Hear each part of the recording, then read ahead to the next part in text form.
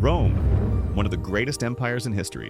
From humble beginnings as a village by the Tiber River to ruling the known world, Rome's story is one of power, ambition, and eventual decline. But its legacy, that lives on today in our laws, governments, and cities. In this video, we'll take you on a journey through Rome's rise, its golden age, and the forces that brought it down. Get ready to explore the complete history of Rome, from its legendary founding to its fall, and the enduring mark it left on civilization. The mythical foundation of Rome. The story of Rome's founding is shrouded in myth, and the most famous version comes from the Roman poet Virgil's epic, the Aeneid. According to Virgil, the founding of Rome begins with the fall of Troy. The hero Aeneas, a Trojan prince, escapes the burning city with his followers and sails across the Mediterranean in search of a new homeland. After a long and arduous journey, he reaches the Italian coast, where he and his people establish a new settlement. But while Virgil's tale is the most celebrated, it's not the only one. The Roman historian Livy, in his work Ab Urbe Condita, From the Founding of the City, tells another version of the founding myth. According to Livy, Rome was founded by twin brothers, Romulus and Remus. The twins were born to the Vestal virgin Rhea Silvia and the god Mars. Abandoned at birth and left to die by the banks of the Tiber River, they were miraculously saved by a she-wolf who nursed them. Later, the twins were raised by a shepherd, Faustulus. When Romulus and Remus grew up, they learned of their royal lineage and decided to found a city. The brothers disagreed on where to build their new settlement, leading to a conflict that ended with Romulus killing Remus. In 753 BCE, Romulus became the first king of Rome, and the city was born from the ashes of their fraternal strife.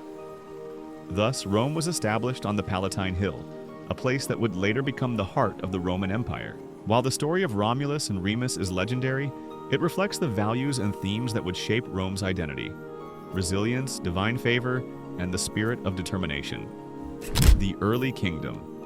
For the next 2.5 centuries, Rome was a kingdom, ruled by a succession of 7 kings. These early kings are considered semi-mythical figures, and their reigns are intertwined with legend and historical fact. While the accuracy of their reigns is debated, each king played a pivotal role in Rome's development. Let's briefly look at each of the 7 kings. Romulus, 753 to 717 BCE, the founder of Rome and its first king. Under his rule, Rome established its first laws, military structure, and the Senate. Romulus also led Rome in its first major war against the neighboring Sabines. During this conflict, the famous rape of the Sabine women occurred, a story in which Romulus and his men abducted women from the Sabine tribe to take as wives. Though violent, this event helped Rome grow and integrate the Sabine people into Roman society. Numa Pompilius, 717 to 673 BCE, Numa, a Sabine, became Rome's second king. He is credited with introducing many of the religious and social customs that would define Roman life, including the establishment of the Roman calendar and the role of the priesthood. Tullus Hostilius, 673 to 642 BCE. Known for his military prowess, Tullus expanded Rome's territory through war, notably defeating the neighboring Alban League. His reign marked a shift towards a more aggressive expansionist policy. Ancus Marcius, 642 to 617 BCE, Ancus, a grandson of Numa, focused on Rome's growth by building infrastructure, including the construction of the first bridge across the Tiber River and the founding of the port city of Ostia. Tarquinius Priscus, 616 to 578 BCE, an Etruscan, Tarquin was an ambitious and capable king who focused on major public works, including the construction of the Roman Forum and the Circus Maximus. His reign marked the beginning of Rome's expansion beyond its original territory.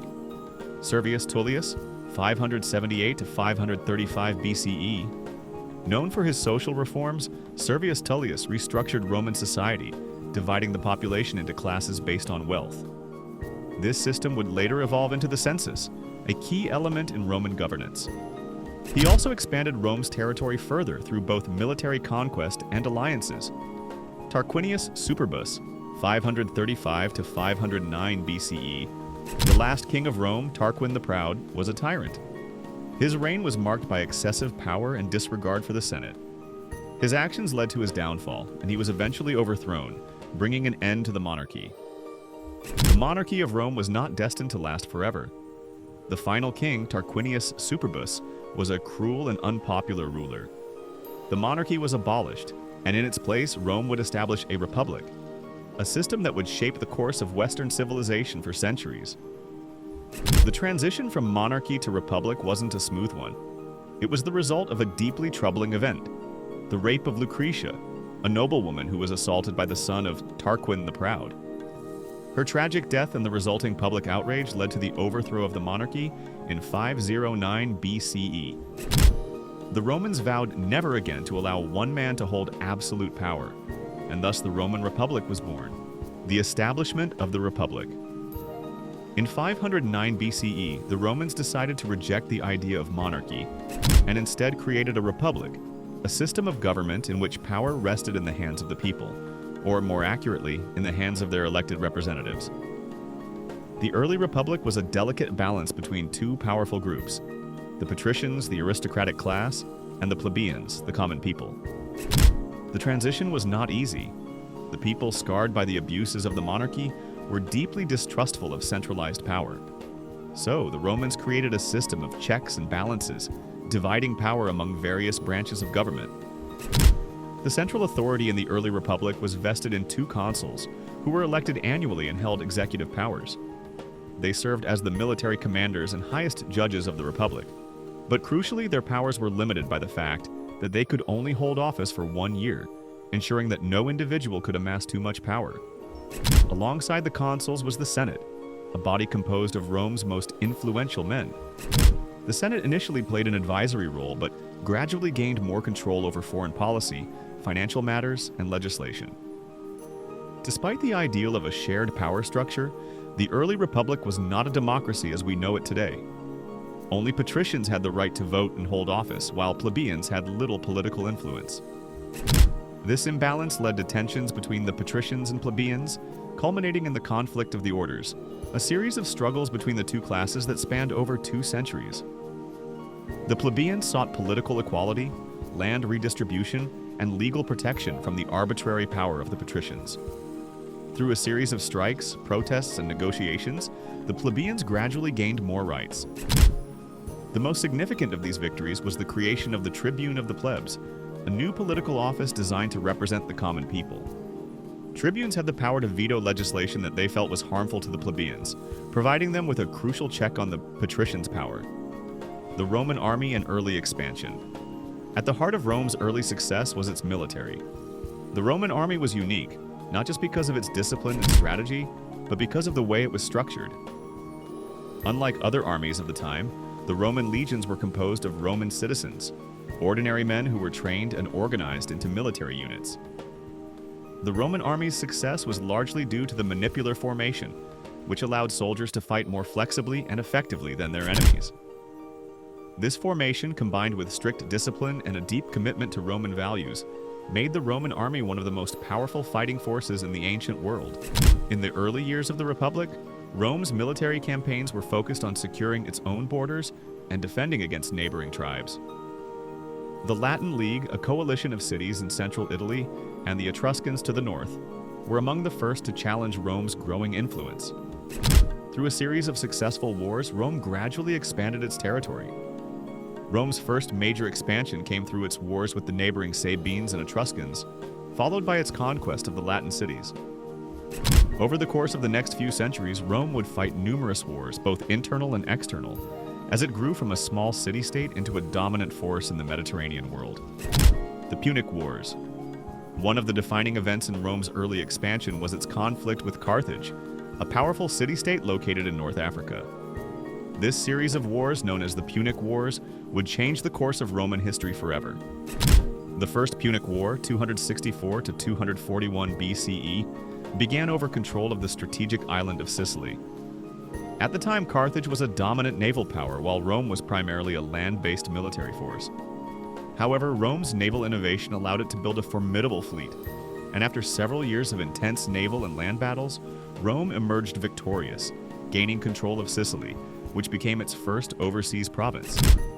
The Second Punic War, 218 to 201 BCE, was even more catastrophic. The Carthaginian general Hannibal Barca famous for crossing the Alps with his army and war elephants, brought Rome to the brink of defeat. His victory at the Battle of Cannae in 216 BCE, where he annihilated a Roman army, remains one of the most devastating defeats in Roman military history. But despite this setback, Rome's resilience came to the fore. Under the leadership of generals like Scipio Africanus, the Romans eventually turned the tide of the war. In 202 BCE, at the Battle of Zama, Scipio decisively defeated Hannibal, marking the end of the Second Punic War. Carthage was forced to sue for peace, and Rome emerged as the preeminent power in the Western Mediterranean. The Third Punic War, 149 to 146 BCE, would see the complete destruction of Carthage. After years of Roman suspicion and hostility, Rome laid siege to Carthage and after a brutal 3-year siege, utterly destroyed the city. The surviving Carthaginians were sold into slavery and the city itself was burned to the ground.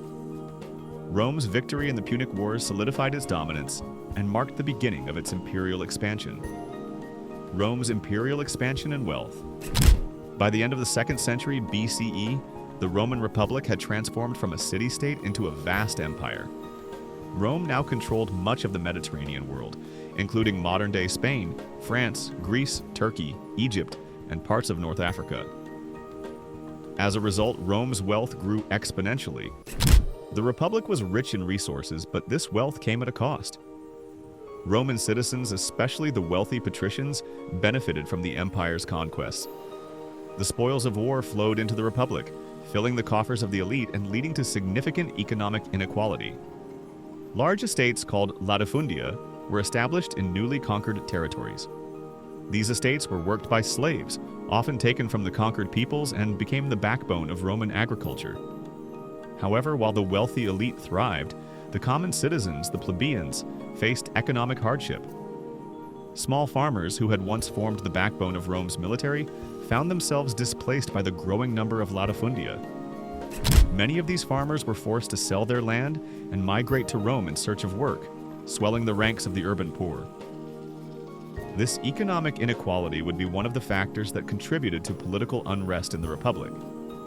The concentration of wealth in the hands of a few, combined with the growing number of disenfranchised citizens, led to tensions that would eventually tear the Republic apart. The Gracchi brothers and the Reform movement. The first signs of political unrest appeared in the late 2nd century BCE, with the efforts of 2 brothers, Tiberius and Gaius Gracchus, to reform the Republic's social and political system. The Gracchi brothers, both of noble birth, sought to address the growing disparity between the rich and the poor. Tiberius Gracchus, elected as a tribune of the plebs in 133 BCE, proposed a series of land reforms aimed at redistributing land from the wealthy elite to the poor farmers. His plan was simple: limit the amount of land one person could own and redistribute excess land to the landless poor. Tiberius's proposal angered the Senate, which was made up primarily of the wealthy patricians. The senators saw the land reforms as a direct threat to their power and wealth. In response, Tiberius faced fierce opposition from the elite, and his efforts to pass the reforms were met with violence. In 133 BCE, Tiberius was assassinated by a group of political opponents, marking a tragic end to his campaign for social justice. But his death did not end the push for reform. His brother Gaius Gracchus took up the mantle of reform in 123 BCE. Gaius proposed even more radical reforms, including land redistribution, subsidized grain for the poor, and the extension of Roman citizenship to non-Romans in Italy. His efforts to weaken the Senate's power and introduce populist policies earned him the loyalty of the urban poor, but also created fierce opposition from the elite. Like his brother, Gaius was ultimately killed in 121 BCE by political enemies. Despite their tragic fates, the Gracchi brothers had ignited a spark of social and political change in Rome, a spark that would continue to smolder for years. The rise of military leaders and political turmoil. The years following the deaths of the Gracchi brothers were marked by further political instability. The social and economic divisions in Roman society deepened, and the Senate's authority was increasingly challenged by military leaders. These leaders, who commanded Rome's legions, were able to use their military successes to gain power in the political sphere. One of the most notable figures to emerge during this time was Gaius Marius, a military general who became consul in 107 BCE. Marius reformed the Roman army, allowing the landless poor to join the legions. This change was revolutionary. Previously, only property-owning citizens could serve in the army. But by opening the military to the poor, Marius created a new, loyal fighting force that owed its allegiance directly to their commander, rather than to the Senate or the state. Marius's reforms transformed the Roman military into a powerful tool of political influence. In 88 BCE, Marius found himself in a bitter struggle with Lucius Cornelius Sulla, another ambitious general. Sulla and Marius fought a brutal civil war for control of Rome, with Sulla ultimately emerging victorious. Sulla's victory marked the beginning of a new chapter in Roman politics, the increasing dominance of military leaders over the Senate. Sulla's dictatorship, which he held from 82 to 79 BCE, was marked by bloody purges of his political enemies. He restored the power of the Senate, but his reign also revealed the vulnerability of the Republic. Sulla's actions set a dangerous precedent, showing that military might could be used to achieve political power. The political instability continued throughout the 1st century BCE, as Rome's growing empire faced increasing internal strife. The struggle for power, combined with the Republic's inherent weaknesses, would lead to the rise of one final dominant figure, Julius Caesar. Julius Caesar's rise to power. Julius Caesar, born in 100 BCE, was a man of extraordinary ambition. Coming from a relatively noble, though not particularly wealthy family, he sought to climb the political ladder through charisma, political alliances, and military conquest. In 60 BCE, Caesar formed a powerful political alliance known as the First Triumvirate with two of the most powerful men in Rome: Pompey the Great, a celebrated military general, and Crassus, the wealthiest man in Rome. This alliance allowed the three men to dominate Roman politics, sidelining the Senate and the traditional political structure. But despite their power, the alliance was fragile. Crassus was killed in 53 BCE during the ill-fated Battle of Carrhae against the Parthians in the east, leaving Pompey and Caesar to compete for dominance. With Crassus out of the picture, tensions between Pompey and Caesar intensified. Pompey, who had been granted enormous military commands in the east, sought to increase his influence in Rome. But Caesar, who had already proven his military prowess during his campaigns in Gaul, saw an opportunity to use his army and popularity to outmaneuver Pompey. In 49 BCE, the final blow came. Caesar, refusing to disband his army as ordered by the Senate, crossed the Rubicon River, a decisive and illegal act that led to civil war. When Caesar crossed the Rubicon, he uttered the famous words, "The die is cast." This declaration signaled that there was no turning back. The Republic was about to be plunged into a period of civil war. Caesar's civil war and dictatorship. What followed was a series of military campaigns between Caesar's forces and those loyal to Pompey. The war culminated in a decisive battle at Pharsalus in 48 BCE, where Caesar's forces overwhelmingly defeated Pompey's. After Pompey fled to Egypt, he was assassinated by the orders of the Egyptian king, Ptolemy XIII. With Pompey dead, Caesar was left without any serious rivals. He returned to Rome and in 46 BCE was appointed dictator for life, a position that granted him absolute control over the Republic. This was the moment when Caesar effectively ended the Roman Republic. He was now the undisputed ruler of Rome. During his rule, Caesar enacted a series of reforms designed to stabilize Rome and address its internal problems. He redistributed land to the poor, reformed the calendar, creating the Julian calendar, which would be used in the Western world for centuries, and reduced the power of the Senate. But while many of these reforms were popular with the people, Caesar's consolidation of power alarmed the Senate and the Roman elite. Caesar's actions pushed the Senate to a breaking point. Many senators feared that Caesar was becoming too powerful, and that his rule threatened the very foundations of the Republic. On the Ides of March in 44 BCE, a group of senators led by Brutus and Cassius, who were once loyal to Caesar, assassinated him in the Senate. Caesar's murder was meant to restore the power of the Senate, but in reality it marked the final death knell for the Roman Republic, the aftermath of Caesar's death. Caesar's assassination threw Rome into chaos. While the Senate hoped to restore its control, It quickly became clear that the Republic could not return to its former state. Caesar's assassination triggered another round of civil wars as competing factions vied for control of the Republic. Caesar's death left a power vacuum that would be filled by two of his most loyal supporters, Mark Antony, Caesar's right-hand man and military commander, and Octavian, Caesar's grandnephew and heir. Antony and Octavian initially formed a political alliance, along with Caesar's former ally Lepidus, to fight against the forces of the Senate. This alliance became known as the Second Triumvirate. In 42 BCE, the forces of the Second Triumvirate faced off against the armies of Brutus and Cassius at the Battle of Philippi. The battle ended in a decisive victory for Antony and Octavian, and both Brutus and Cassius committed suicide. With their enemies defeated, Antony and Octavian now controlled the Republic, but the real struggle for power was just beginning. The final collapse of the Republic. The years following Caesar's death saw increasing tensions between Antony and Octavian. The two men had once been allies, but now they were rivals. Their struggle for control of Rome culminated in the Battle of Actium in 31 BCE, a naval battle fought between Octavian's fleet and Antony and Cleopatra's combined forces.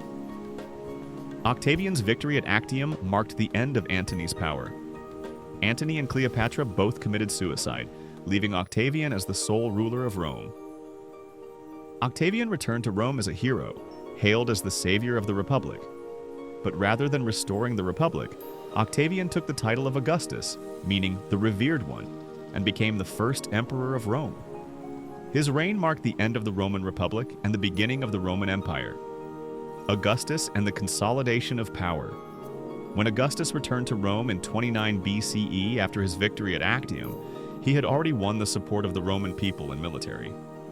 However, he understood that true power would not come from military victories alone. It would come from political legitimacy. To avoid the mistakes of his predecessors, Augustus worked to present himself not as a monarch, but as the protector and restorer of the Roman Republic. Augustus cleverly used his political skill to create a facade of restored republican values. He was granted the title of princeps, meaning first citizen, rather than the more traditional title of king or dictator.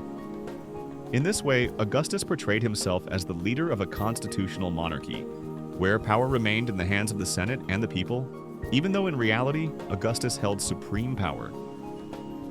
Augustus undertook a massive program of reforms, military, administrative, and social. One of his most significant reforms was the creation of a standing professional army, paid directly by the state, which solidified his control over the military. He also created the Praetorian Guard, an elite unit tasked with protecting the emperor. Through these reforms, Augustus ensured that he had the loyalty of Rome's military forces, which would be essential for maintaining his rule and the stability of the empire. His reign ushered in a period of unprecedented peace and prosperity, the Pax Romana, or Roman peace. The Pax Romana. The Pax Romana was a period of relative peace that lasted from 27 BCE to 180 CE. During this time, the Roman Empire experienced economic prosperity, territorial expansion, and cultural flourishing. Augustus's reforms laid the foundation for this golden age, and his successors, known as the Julio-Claudian emperors, would continue his work. Under Augustus, the Roman Empire expanded its borders, consolidating power in the Mediterranean region and beyond. The empire reached its territorial height under Trajan in the early 2nd century CE, stretching from Britain in the northwest to Egypt in the southeast, and from Spain in the west to Mesopotamia in the east. Roman cities flourished during this period. The empire built aqueducts, roads, and public baths, and the Roman Forum became the political and cultural heart of the empire. The arts and literature also thrived. Writers like Virgil, Ovid, and Horace produced works that would become central to Western literary tradition, while architects and engineers built some of the most impressive structures in history, including the Colosseum and the Pantheon. While Augustus and his successors maintained a facade of republican governance, the reality was that the emperor was the ultimate authority in the empire. The Senate's role became largely ceremonial, and imperial power was passed from one emperor to the next, either through family succession or through force, as the power of the military remained paramount. The Julio-Claudian emperors following Augustus's death in 14 CE, his stepson Tiberius became the second emperor of Rome. While Tiberius was a competent military leader, his reign was marred by paranoia and distrust. He withdrew from public life for much of his rule, leaving much of the day-to-day governance of the empire to his advisors and the military. The Julio-Claudian dynasty, however, would be most famously remembered for its dramatic and often violent rulers. Caligula, Augustus's great-grandson, ascended the throne in 37 CE. His reign was short, but notorious for its cruelty, extravagance, and erratic behavior. Caligula's actions, such as declaring himself a living god and allegedly planning to make his horse a consul, led to his assassination in 41 CE. Following Caligula's assassination, Claudius, his uncle, became emperor. Claudius was an unlikely ruler, often dismissed by the elite for his disabilities, but he proved to be an effective administrator. He expanded the empire into Britain and undertook a series of significant public works. The last of the Julio-Claudian emperors was Nero, who ruled from 54 CE to 68 CE. Nero's reign began with promises of good governance, but it soon descended into scandal and excess. Nero is often remembered for his tyranny, including the infamous persecution of Christians and his role in the Great Fire of Rome in 64 CE. In the end, Nero's reign ended in disaster. Faced with rebellion and a loss of support, he committed suicide in 68 CE, marking the end of the Julio-Claudian dynasty, the Flavian dynasty, and the height of imperial Rome. After Nero's death, the empire was thrown into a brief period of civil war known as the Year of the Four Emperors. Ultimately, the military general Vespasian emerged victorious, founding the Flavian dynasty in 69 CE. Vespasian's reign brought stability to the empire, and his son Titus would oversee the completion of the Colosseum, one of Rome's most iconic structures. Under the Flavians, Rome continued to thrive. Vespasian and his sons, Titus and Domitian, expanded the empire's borders and solidified its infrastructure. Titus famously completed the conquest of Jerusalem, while Domitian expanded the empire's defenses in the north and carried out a series of building projects. However, Domitian's reign was marred by paranoia and autocratic rule, much like the emperors before him. His assassination in 96 CE marked the end of the Flavian dynasty and ushered in the era of the Five Good Emperors. The reign of the Five Good Emperors, Nerva, Trajan, Hadrian, Antoninus Pius, and Marcus Aurelius, marked one of the most prosperous and stable periods in Roman history, often referred to as the Pax Romana, the crisis of the 3rd century. After the reign of Marcus Aurelius, the Roman Empire faced a period of instability known as the crisis of the 3rd century, 235 to 284 CE. During this time, the empire was plagued by military, political, and economic troubles. The once stable borders of the empire were constantly under threat from barbarian invasions, while the internal political structure collapsed under the strain of ineffective rulers. The empire was divided by civil war as numerous military leaders, known as barracks emperors, vied for the throne. This weakened the empire's ability to defend its borders, and the Germanic tribes and other groups along the frontiers began to press in on the Roman provinces. The economic situation also worsened, with rampant inflation, a decline in trade, and a loss of agricultural productivity. The empire was divided into 3 main regions: the Gallic Empire in the west, the Palmyrene Empire in the east, and the remaining Roman Empire in the center. While the empire eventually stabilized under the reforms of Emperor Diocletian, the damage was already done, and Rome's former dominance was increasingly under threat. Diocletian and the division of the empire. In 284 CE, Emperor Diocletian came to power during this chaotic period. A skilled military leader, Diocletian realized that the empire's vast size and complexity had become too much for a single ruler to govern effectively. He introduced a series of reforms aimed at stabilizing the empire, including dividing it into 2 parts: the Western Roman Empire and the Eastern Roman Empire, each with its own emperor. Diocletian ruled the eastern half from the city of Nicomedia, modern-day Turkey, while Maximian ruled the west from Milan. Diocletian also established the Tetrarchy, a system of rule by 4 emperors, with 2 senior emperors and 2 junior emperors known as Caesars. This system was intended to ensure smoother succession and prevent civil war. But as with many Roman reforms, it was a temporary solution. Despite Diocletian's efforts, the empire remained divided and weakened. In 313 CE, Constantine the Great, a former Caesar, rose to power after defeating his rivals. Constantine not only reunited the empire, but also took steps that would forever change the course of Roman history. Constantine and the Christianization of Rome. Constantine was one of the most influential emperors in Roman history. In 312 CE, before a crucial battle for the throne, Constantine famously saw a vision of a Christian symbol in the sky, along with the words, "In this sign you will conquer." After winning the battle, Constantine converted to Christianity, becoming the first Roman emperor to do so. In 313 CE, he issued the Edict of Milan, which legalized Christianity and allowed it to be practiced openly across the empire.